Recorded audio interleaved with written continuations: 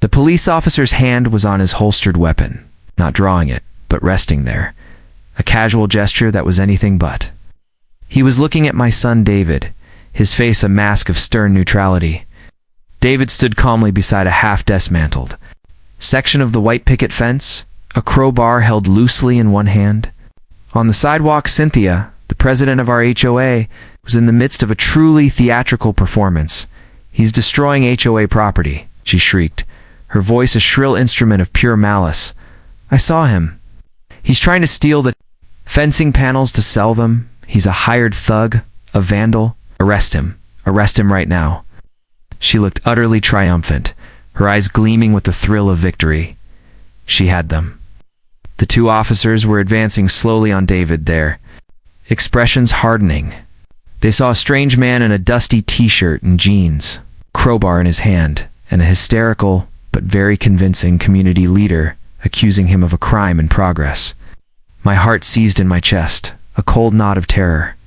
I tried to speak, too. Explain, but my voice was a strangled whisper. "We were going to arrest my son. On my own lawn." And that's when everything went wrong. Before I tell you what happened next, drop a comment. What would you do if this happened to you? And subscribe to HOA Files. To understand that terrible moment, you have to understand the last 6 months of my life. My story begins, as so many sad stories do, with a loss. My husband, Mark, passed away after a long illness. For 40 years, he had been my rock, my partner, my everything. He was the one who handled the big things, the finances, the home repairs, and, most relevantly, the endless, soul-crushing bureaucracy of the Willow Creek Estates Homeowners Association after he was gone. The silence in our beautiful home was deafening, and into that silence crept Cynthia. Cynthia was the HOA president, a woman who seemed to draw her life force from the enforcement of petty rules. While Mark was alive, he'd acted as a buffer. He'd attend the meetings, fill out the endless forms, and placate Cynthia with a calm, firm demeanor that she could never quite break. But with him gone, I became her new project. She started small. Notice because the wreath on my door, a gift from a grieving friend, was not on the approved seasonal decor list. A warning because my lawn service had cut the grass to 2.5 inches instead of the mandated 3. It was a constant, low-grade harassment, a death by 1,000 paper cuts. It felt like she was trying to fine and regulate my grief into submission. I felt overwhelmed, exhausted, and utterly alone. One rainy Tuesday, while sorting through Mark's old office, I found it. A thick, meticulously organized binder with a simple label, the escape plan. My heart ached. Mark had always been a planner. Inside was a collection of old county plat maps, original developer surveys from the 1970s, and a long letter from a real estate attorney. I sat down and read what Mark had discovered years ago was a stunning clerical error. Our house sat on a double lot. The house itself was on Lot 12, which when the Willow Creek Estates HOA was formed in the 80s was officially incorporated. But the adjacent empty side lot, Lot 13, which we also owned and used as a large garden, had never been included. It was still registered under the original pre-HOA county plat. His plan, the escape plan, simple and legally brilliant. He would dissolve the property line between the two lots, merge them, and re-register the entire single parcel. Under the original 9 HOA plat number, he would literally and legally remove our home from the HOA's jurisdiction without ever having to move. The letter from the attorney confirmed it was all perfectly legal, a rare but airtight loophole. He'd never done it because, as he wrote in a note clipped to the front, "Why poke the bear if you don't have to?" Reading his words, I felt a surge of strength, a flicker of his own strategic spirit. He had left me one last gift, a way out. Cynthia was the bear, and she was already poking me. It was time to execute the plan. I hired a new lawyer, a sharp woman who specialized in HOA law. She reviewed Mark's file, and her eyes lit up. "This is beautiful," she whispered. "It's a slam dunk." I sent her instructions. I sent a formal, legally required notification to the HOA board of my intent to withdraw my property from their association, effective upon the finalization of the lot merger with the county. I included copies of the original plat maps that proved Lot 13 was never part of their domain, and a letter from my lawyer outlining the legal precedent. Cynthia's reaction was, to put it mildly, explosive. She was at my door less than an hour. After the certified letter was delivered, her face a thundercloud of rage. "What is this nonsense?" she demanded, waving the letter in my face. "You can't just leave the HOA. It's not possible. It's a violation of the covenants you signed." "Actually, Cynthia, it is possible," I said, my voice shaking slightly, but my resolve firm. "My property was never fully incorporated. My lawyer has confirmed it. This will destroy our property values," she spat. "It will set a precedent. I will not allow it. We will see you in court." She stormed off, leaving me trembling but more determined than ever. A week later, the first shot from her legal cannons arrived. Susanda's letter from the HOA's high-priced law firm, full of empty threats and baseless legal claims. It was a pure intimidation tactic. My lawyer told me to file it away and not to worry, but I was worried. The stress was a constant weight on my already heavy heart. Then came the barrage of violation notices, fine for a crack in the driveway. That had been there for 10 years. A warning that the paint on my trim was faded beyond an acceptable community standard. She was trying to build a case to levy so many fines against me that I'd be forced to abandon my plan.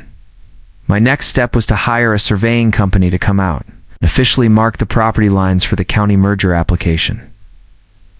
The moment their truck pulled up, Cynthia was on them like a hawk. I watched from my window as she marched out and demanded to know what they were doing. They tried to explain, but she wouldn't listen. She actually called the police on them, claiming they were unauthorized contractors trespassing on HOA common property. 2 police cars arrived. The surveyors, calm and professional, showed the officers their work order and the official permits from the county.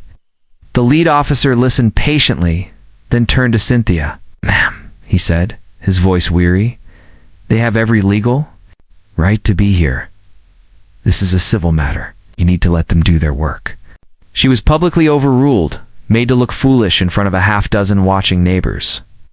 The look of pure, venomous hatred she shot at my house was terrifying. This was no longer about property values. It was about revenge. A month later, after navigating a mountain of paperwork, the county officially approved the lot merger. My property was now a single parcel, legally and officially withdrawn from the Willow Creek Estates Homeowners Association. It was done. I was free. I had my lawyers send one final notification to the board, informing them that the withdrawal was complete and any further contact would be considered harassment. I finally allowed myself to feel a sense of relief. I had done it. Mark would have been so proud. The relief lasted for approximately 24 hours. The next day, a thick envelope arrived via courier. Inside was a bill from the HOA for $72,450. My hands started to shake as I read the itemized list. There was a $25,000 exit fee, a $15,000 charge for damages to community aesthetic integrity, thousands more in administrative fees, legal consultations, and other completely fabricated charges. At the bottom, in bold red letters, was a statement: "If payment is not received within 30 days, a lien will be placed on your property." The floor seemed to drop out from under me. A lien. They were threatening to put a lien on my house. It's my home. The home Mark and I had built our lives in. This was no longer just harassment. This was financial warfare. The victory I had felt was gone, replaced by a cold, sickening fear. I felt small, helpless, and completely, utterly alone. I did the only thing I could think to do. I called my son David. I broke down on the phone. The tears I'd been holding back for months finally coming in a flood of grief and fear. David listened patiently, his voice a calm, steady anchor in my storm. David was my rock, but his job kept him busy. He lived several states away. He was a good man, a quiet man, but when he got a certain tone in his voice, "Listen, Mom," he said, his voice low and serious. "Stop. Don't worry about the bill. Don't talk to them. Don't do anything. I'm taking a few days off. I'll be there tomorrow afternoon. We're We're going to move you out of that HOA for good." I didn't understand what he meant, but hearing his voice, his confidence was enough. The next day, David's simple Ford pickup truck pulled into my driveway. He didn't look like a savior. He was just my son, in a faded band t-shirt, worn jeans and scuffed work boots, his face tired from the long drive. He gave me a hug that seemed to squeeze all the fear out of me. "Okay?" he said, looking around the yard. "First things first. That ugly fence has to go." He was talking about the HOA mandated 3-foot-high white picket fence that bordered my property along the street. It was a flimsy, decorative thing, a symbol of everything I had grown to hate. The lawyer confirmed, "The fence is entirely on your new unified property line, right?" He asked. I nodded. "Good," he said, grabbing a crowbar from his truck. "Let's get to work." Started on the section right by the driveway. The wood was old, and the posts came out of the ground with a satisfying sucking sound, as he was prying the third panel loose. Cynthia's pearl-white Lexus came screeching around the corner and slammed to a halt in front of my house. She burst out, her phone already pressed to her ear, her face a mask of vindictive glee. "Yes, 911. She screamed into the phone, her eyes locked on David. "I'd like to report a theft in progress. There's a man at 124 Willow Creek Lane. He's destroying HOA property. He's trying to steal the community fencing. Please, hurry." And that's how we ended up here. The police arrived, sirens blaring, responding to a call about theft and property destruction in their quiet, wealthy suburb. And Cynthia, the master puppeteer, was putting on the performance of a lifetime. "He's not a resident. I've never seen him before," she lied, pointing at David. "He's a hired thug. My God, he might be armed. Look at him." The two officers, a man and a woman, were young and serious. They saw the scene exactly as Cynthia had framed it: a concerned community leader, a potential criminal, and a crime in progress. The male officer addressed my son. "Sir, I need you to put down the tool and put your hands up where I can see." My heart stopped. This was it. This was the nightmare. But David was impossibly calm. He didn't drop the crowbar, gently placed it on the grass. He didn't raise his hands, just turned to face the officers, his expression patient, almost serene. "Officers," he said, his voice professional and steady, completely at odds with his scruffy appearance. "There seems to be a misunderstanding here. He's a thief. Don't listen to him. Arrest him," Cynthia shrieked. Double quotes, "Sir, we need you to step away from the fence and keep your hands visible," the female officer said, her tone firm. "Will," David said with a nod, "but first, I think you need to see this." He reached slowly into the back pocket of his jeans and pulled out his wallet. It was a worn leather thing, looking as beat up as his boots. He didn't flip it open. To a driver's license? With a flick of his thumb, he opened it to a polished, 7-pointed star badge and a set of crisp, official credentials. The atmosphere in my front yard changed in a single, silent heartbeat. The air itself seemed to crackle. "Special Agent David Miller," he said, his voice now carrying a weight that hadn't been there a moment before. "United States Marshals Service." The two local officers froze. Their body language shifted instantly from confrontational to respectful, their eyes wide with a mixture of shock and deference. They recognized the authority they were looking at, and they knew it far outranked their own. David let the silence hang for a moment before continuing, gaze never leaving the officers. "This is my mother's private property. She legally withdrew her parcel from this HOA last week, a fact. You can verify with the county clerk's office. This fence is entirely on her property line, therefore she is entitled to remove it, and I am assisting her in that. Miss Cynthia Albright over here," said, finally turning his eyes, now cold as ice, on Cynthia, "is fully aware of this." As she and her board were sent the final legal notification. He took a step forward, and the local cops almost seemed to part for him. However, despite knowing the facts, Ms. Albright proceeded to call 911 and knowingly file a false police report, which is a misdemeanor crime in this state, committed in your presence. That alone is significant. He paused, letting the weight of his words settle. Cynthia's face had gone from smugly triumphant to a pale, slack-jawed horror. She looked like she couldn't breathe. "But it gets worse," David said, his voice dropping, becoming even more serious. "Yesterday, she sent my mother this." He walked over to me, took the fraudulent bill from my trembling hand, and presented it to the officers. "This is a fraudulent demand for over $70,000. It's the explicit written threat of placing an illegal lien on my mother's home if she doesn't pay. That is not a civil issue, officers. That is a textbook definition of extortion with intent to defraud. That is a felony." He turned his full attention back to Cynthia, who was now visibly trembling. "I've been documenting Ms. Albright's escalating campaign of harassment and intimidation against my widowed mother for weeks. This false report committed today in the presence of law enforcement was the last overt act I needed to establish a pattern." He then looked at the local officers, giving them a professional nod. "With all due respect, officers, I've got it from here." Before anyone could move or speak, he walked directly up to a stunned and terrified Cynthia. From a small clip on his belt, hidden under his t-shirt, he produced a pair of sleek, professional handcuffs.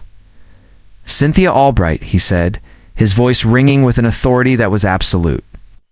"You are under arrest for felony extortion and filing a false police report." And right there, on the perfect green lawn of the neighborhood, she had ruled with an iron fist. My son, my quiet, unassuming son, snapped the handcuffs onto the wrists of the HOA president as the local police stood by, watching in stunned, silent awe. The sight of Cynthia being led away in handcuffs, sobbing and protesting incoherently, was the talk of Willow Creek for months. Her reign of terror was over, not with a whimper, but with a resounding bang. The HOA board was thrown into utter chaos. The fraudulent bill was immediately and apologetically rescinded. The entire board resigned within a week. The news of what she had done, and more importantly, who she had done it to, ripped through the community. The story of the grieving widow and her U.S. Marshal son became a local legend. My neighbors, many of whom had also been terrorized by Cynthia in smaller ways, started stopping by bringing cakes and pies, offering to help with yard work, their conversations now warm and friendly instead of fearful and reserved. My son stayed for a whole week. We took down the rest of that ugly white fence together, panel by panel. It's in its place. We planted a beautiful garden of rose bushes, my late husband's favorite.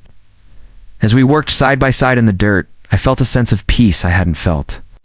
Since before Mark got sick, I was no longer a victim. I was a survivor. This whole nightmare taught me something profound. Bullies like Cynthia derive their power from the illusion that their victims are isolated and helpless. They push and they probe, testing for weakness, assuming that silence is fear and grief is an opportunity. She never, in her wildest, most arrogant dreams, imagined that she was also pushing a federal agent's mother. There are some lines you just don't cross. She had built her entire world on a foundation of petty rules. She was ultimately brought down by a man who enforces the real ones. Cynthia took a plea deal to avoid a more serious federal investigation. But I heard her husband is the new HOA treasurer, and he's just hired a very aggressive auditing firm to go over the financial impact of my property's departure.